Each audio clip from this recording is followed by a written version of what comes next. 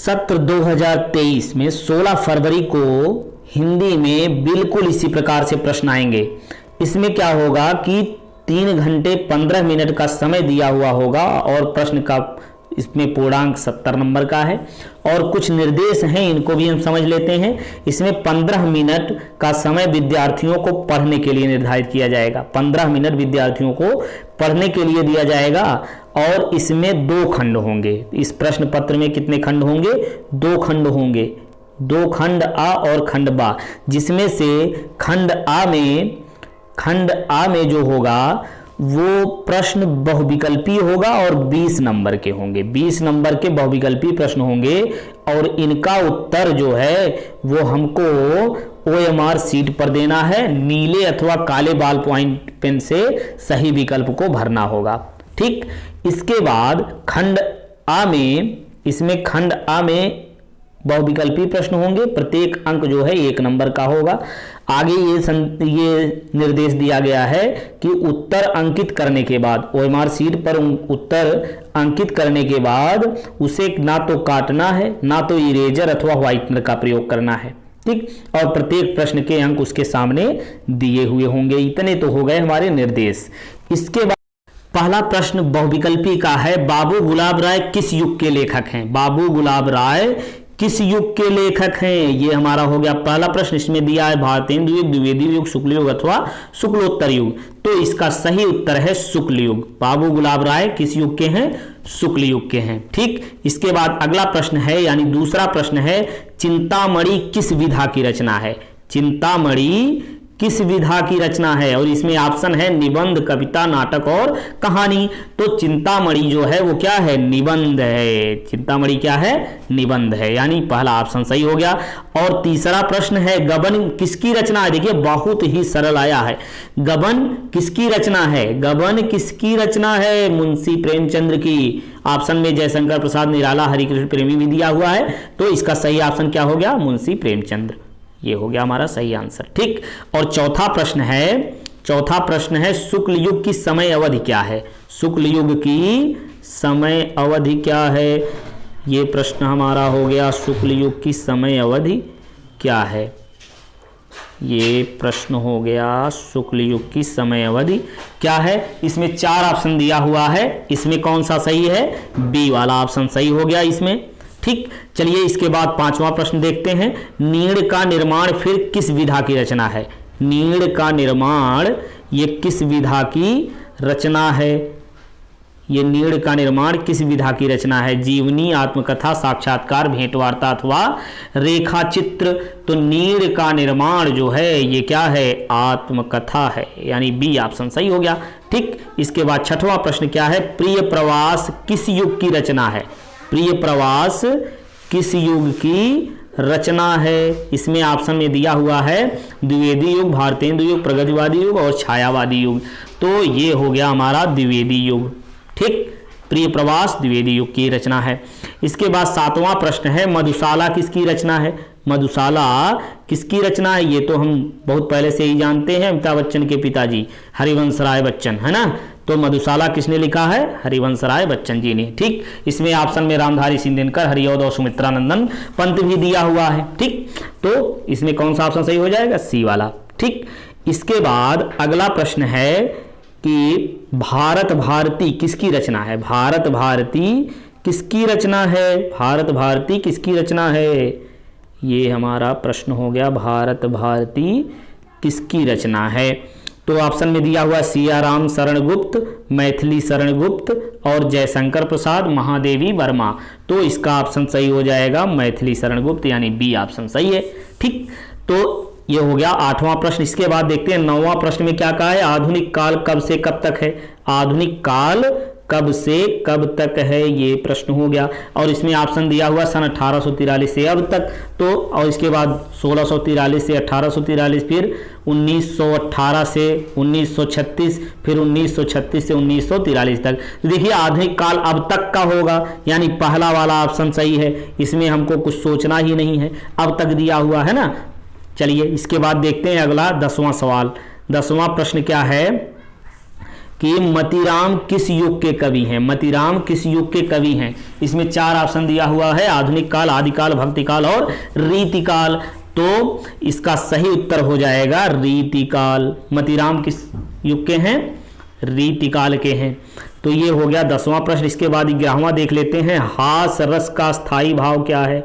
हास रस का अस्थाई भाव क्या है? हास रस का शोक, रति, हास्य अथवा निर्वेद। 4 ऑप्शन दिया हुआ है, तो इसमें कौन सा सही हो जाएगा? सी वाला, यानी तीसरा वाला सही हो जाएगा। हास्य रस का स्थायी भाव क्या है? हास है। और फिर 12वां प्रश्न में क्या कहा है? सोहत ओढ़े पीठ पट श्याम सलोने गात, मनो नीलमणि शैल पर आतप पर्यो प्रकाश। तो इसमें देखिए मनो आ गया है ना, मनो आ गया तो कौन सा अलंकार होगा? उत्प्रेक्षा अलंकार होगा। इसमें कौन सा अलंकार होगा?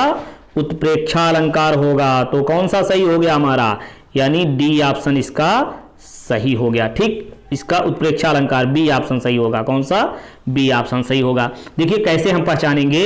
सोहत ओढ़े पीठ पर श्याम सलोने गात, मनो नीलमणि शैल पर आतप पर्यो प्रभात प्रकाश। तो देखिए हमने बताया है कि मनु मानो जन जानो मनोह जन ज्यों त्यों, ये शब्द जिसमें आता है उसमें होता है उत्प्रेक्षा अलंकार। इसका मतलब इसमें देखिए मनो शब्द आया ना, मनो, ये तो इसलिए इसमें उत्प्रेक्षा अलंकार।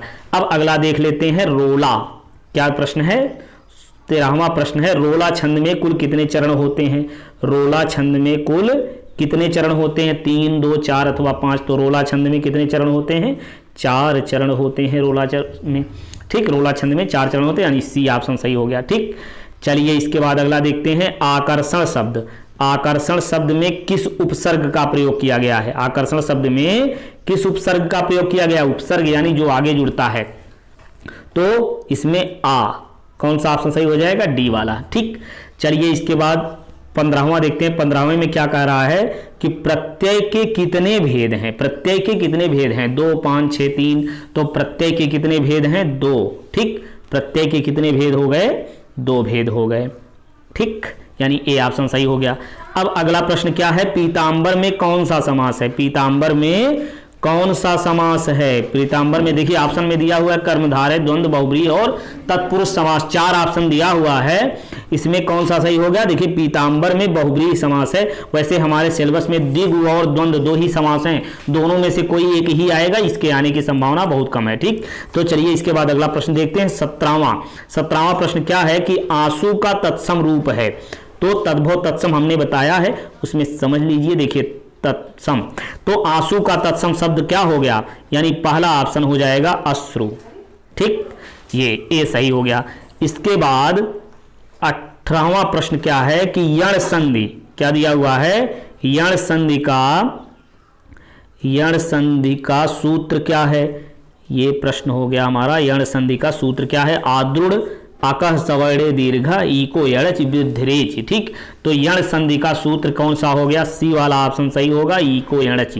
ठीक, चलिए इसके बाद अगला देखते हैं। 19वां प्रश्न। फलस्य शब्द का वचन एवं विभक्ति क्या है? फलस्य शब्द का विभक्ति और वचन क्या है? ऑप्शन में दिया है षष्ठी विभक्ति एक वचन, सप्तमी विभक्ति द्विवचन, षष्ठी विभक्ति बहुवचन और चतुर्थी विभक्ति बहुवचन। ठीक, तो इसमें से हमारा सही हो जाएगा दूसरा वाला ऑप्शन। इसमें से कौन सा सही हो जाएगा? दूसरा वाला ऑप्शन, यानी सप्तमी विभक्ति द्विवचन। ठीक, ये सप्तमी विभक्ति नहीं, षष्ठी विभक्ति आएगा, है ना। षष्ठी विभक्ति एक वचन का है, यानी पहला ऑप्शन सही होगा। इसमें कौन सा ऑप्शन सही होगा? पहला वाला, ए वाला। ठीक, अब इसके बाद देख लेते हैं 20वां प्रश्न। 20वां प्रश्न में क्या है?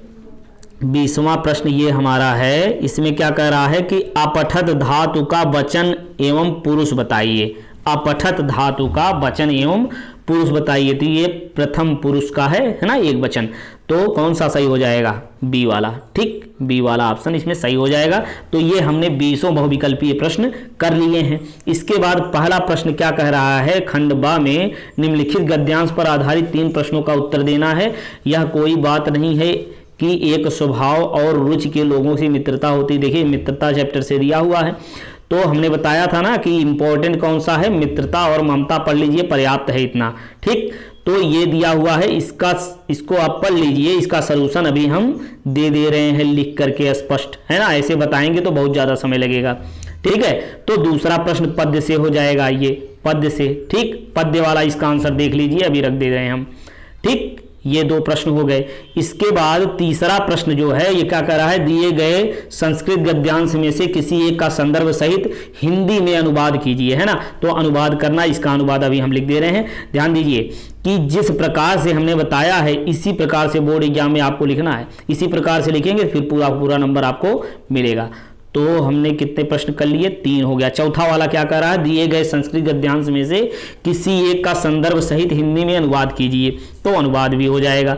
अब जो भी प्रश्न है इसके देखिए, और 5वां प्रश्न है अपने पठित काव्य खंड काव्य पर आधारित प्रश्नों में से किसी एक का उत्तर दीजिए। तो अलग अलग जिले वाइज अलग अलग प्रकार के खंड काव्य होते हैं ना, तो आप अपने टीचर से इसको पूछ सकते हैं कि हमारे परीक्षा में किस खंड काव्य से आएगा प्रश्न, ठीक। तो यह अब तक तो आप सब पता ही कर चुके होंगे, ठीक। इसके बाद 6वां प्रश्न क्या है कि दिए गए लेखकों में से किसी एक का जीवन परिचय लिखते हुए उनकी एक प्रमुख रचना का उल्लेख कीजिए, है ना, एक प्रमुख रचना की उल्लेख कीजिए। तो जीवनी कैसे लिखनी है हमको, इस प्रकार से हम दे रहे हैं, ठीक। चलिए ये हो गया जीवनी, इस प्रकार से हमारा। अब इसके बाद ये हो गया जीवनी, और 6वां में इसमें जो है कवि का जीवनी लिखनी है 6वें प्रश्न में, ठीक। तो ये कवि का की जीवनी हो जाएगी, इस प्रकार से देख लीजिए ध्यान से। अब आगे है अपनी पाठ्य पुस्तक में से कंठस्थ कोई भी श्लोक लिख लीजिए जो इस प्रश्न पत्र में ना आया हो, ठीक। इस प्रश्न में पत्र में जो ना हो ऐसा श्लोक लिख लीजिए, इसको 2 नंबर का आएगा, ये जरूर तैयार करके जाइए अच्छे से। निम्नलिखित में से संस्कृत में उत्तर दीजिए, तो इसका हमने 2 प्रश्न का उत्तर हम दे रहे हैं, ठीक। और इसके बाद 9वां प्रश्न, निम्नलिखित में से किसी एक विषय पर निबंध, ठीक। निबंध भी इस प्रकार से देख लीजिए क्रम से, ये हो गया हमारा निबंध, ठीक। तो इस प्रकार से हमारा प्रश्न ये पेपर सॉल्यूशन सहित बिल्कुल स्पष्ट तरीके से हमने पूरा कर लिया है। इसको एक बार देख करके जाएंगे तो आपको अच्छे से अच्छा नंबर मिलेगा, बहुत अच्छे से लिख पाएंगे तब। चलिए मिलते हैं नेक्स्ट वीडियो में।